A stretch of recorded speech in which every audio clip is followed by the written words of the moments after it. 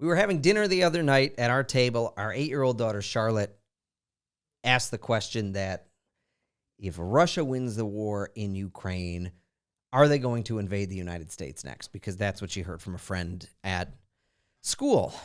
Now, that's when Liz and I knew time to have a conversation with the kids about what's happening in Ukraine and why Charlotte and June need not necessarily be worried about a Russian invasion of the United States.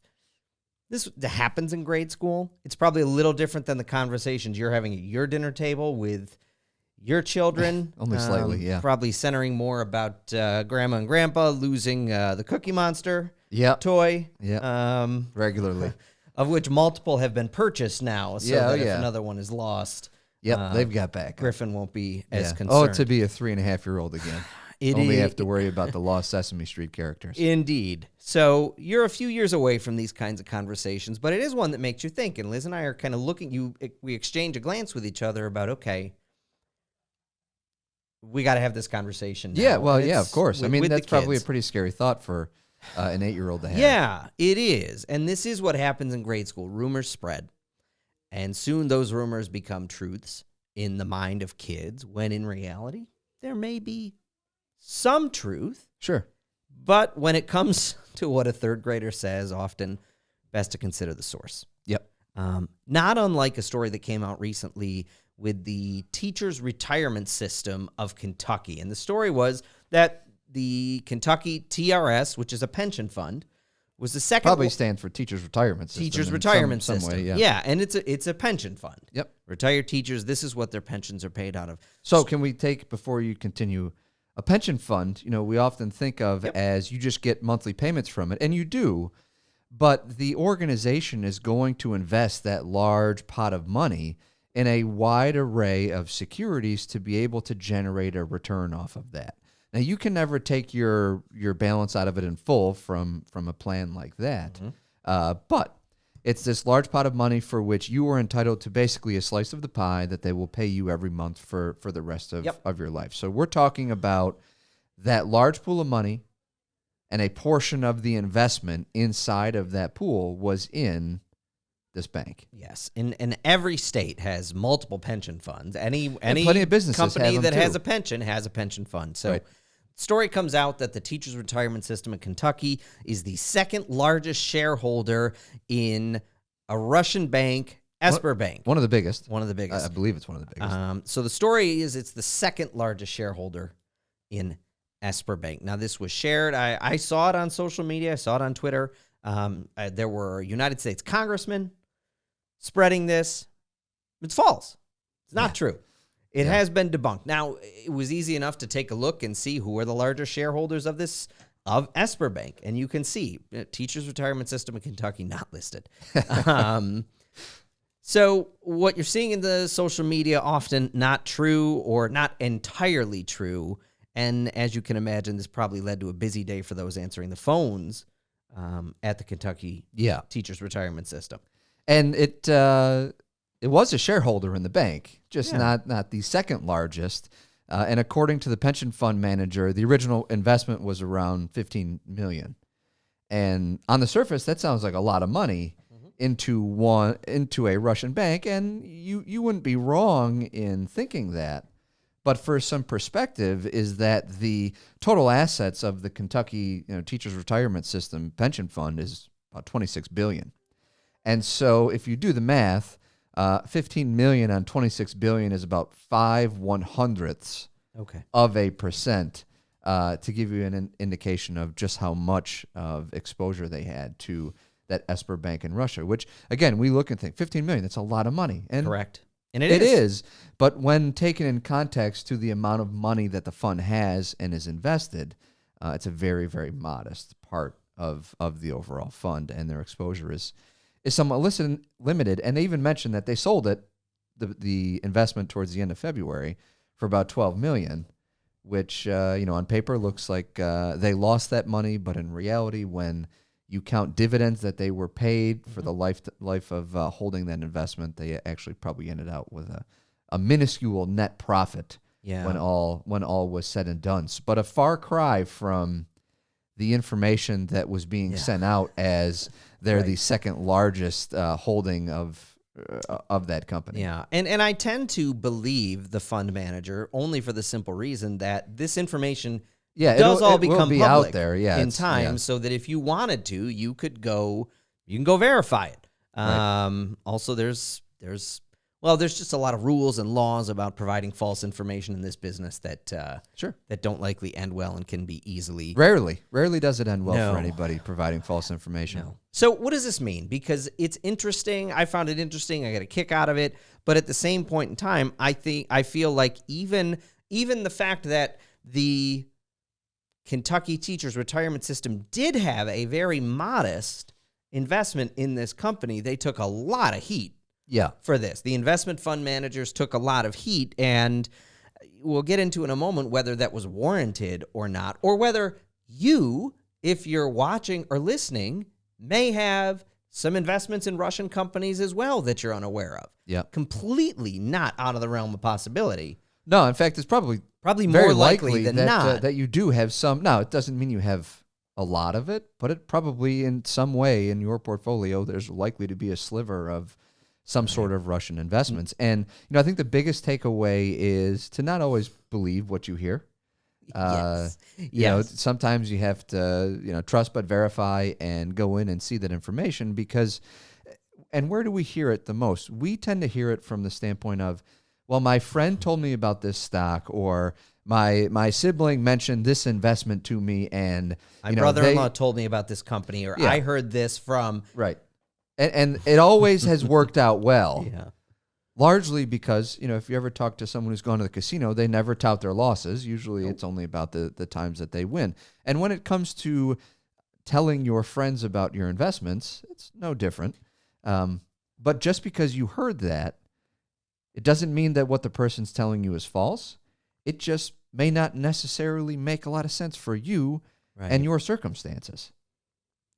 Or it could be completely false. And Yeah, I could say be. that because, I think that is somewhat true more and more, whether you're hearing it from an adult or a third grader. And honestly, even last night, realizing, well, the person in Charlotte's class who told her this about Russia's going to invade the United States probably heard some form of this at home Sure, from an yeah. adult, or misheard part of the conversation. Yeah. Which this is how these things. Yeah, it's that game of telephone.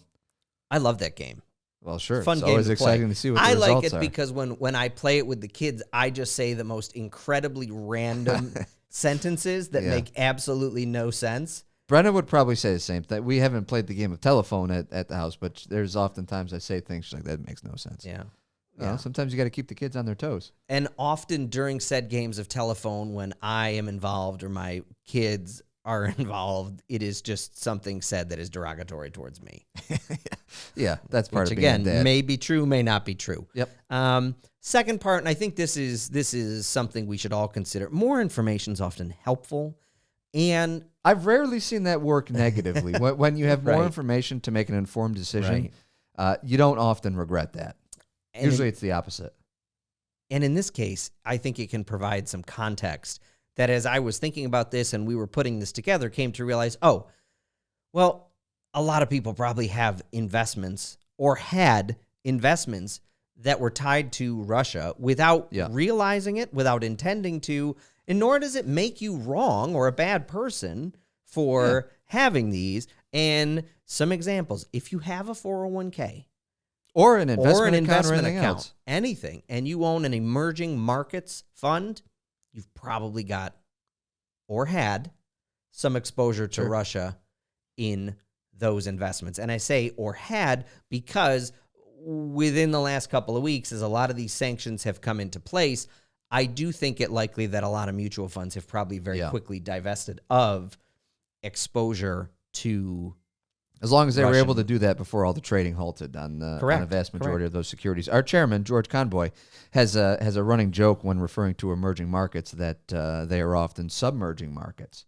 And, there's a case to be made there that says there's all sorts of studies done with asset allocation that talks about how, maybe every 1 out of 5 years or a couple years out of 10, emerging markets are some of the best performing assets in all of the asset classes. Does it mean you have to have those? Maybe. Does it mean you can be okay without them? Probably. But it all comes down to having a modest portion of your portfolio in emerging or as George would refer to them, submerging markets. Is it going to make or break your retirement? Probably not.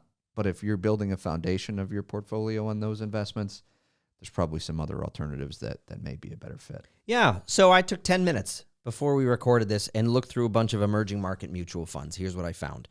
Morgan Stanley Emerging Markets Fund, 8% of the assets are in Russia. Yeah. Or from countries in Russia. It's going to happen. Completely it's normal. to be expected. Yeah, right. Fidelity Emerging Markets Discovery, 4%. PGIM Jennison Emerging Market, 1.2%.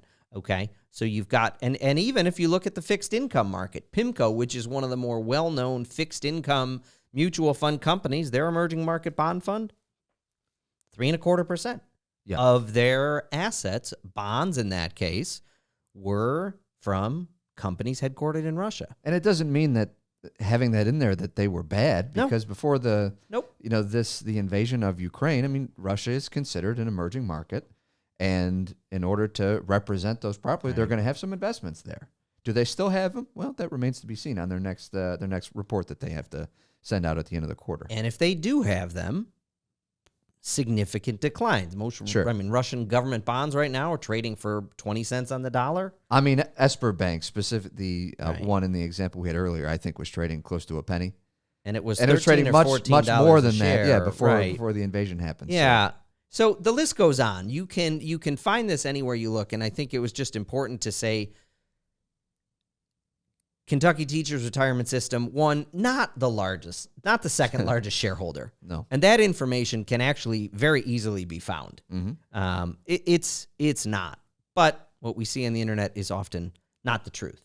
In fact, I think if we all spent a little less time on the internet, probably be a lot better.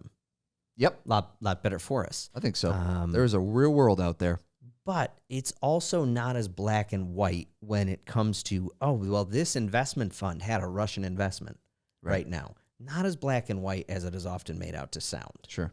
And that's something to, I think, keep in mind, is that in life, with investing, with anything else, sometimes a little perspective can often be quite helpful.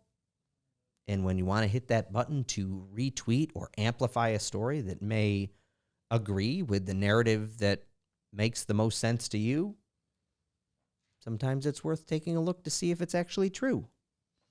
Having some extra information to be able to make an informed decision rarely hurt anybody. No, sir. And I think that's a good spot to wrap it up. Mm-hmm.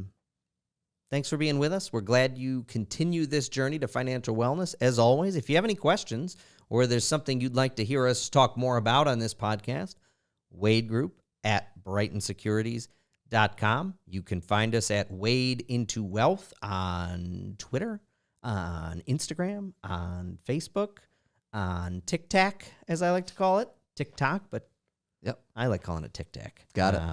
Okay. So thanks for being with us. We will return again next week with more Wade Into Wealth.